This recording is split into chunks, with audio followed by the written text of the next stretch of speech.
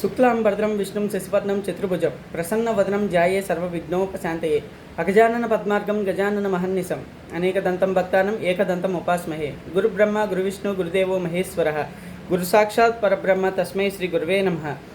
ఓం సహస్రశీర్ష పురుషः సహస్రాక్ష సహస్రపాత్ సభూమిం విసుతో వృత్వ అత్యధిష్ట దిశాంగుళం.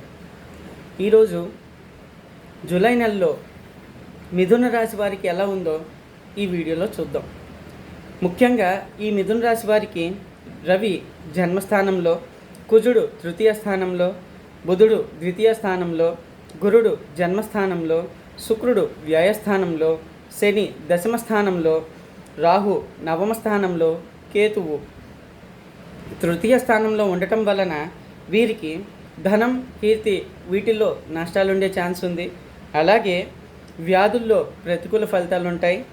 వృధా ప్రయాస, కుటుంబానికి దూరంగా ఉండటం, కోపం, భయం, ఆందోళన, ఆలస్య ఫలితాలు.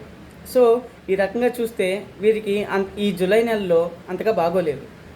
సో వీటి నుండి బయటపడాలి, లేదంటే వీటి నుండి కొంచెం మాకు ఉపశమనం ఉండాలి అంటే కనుక దైవికంగా ఓం హ్రీం గృణి సూర్య ఆదిత్య ఓం అనే మంత్రాన్ని 108 సార్లు రోజుకి జపం చేయటం వలన మంచిది.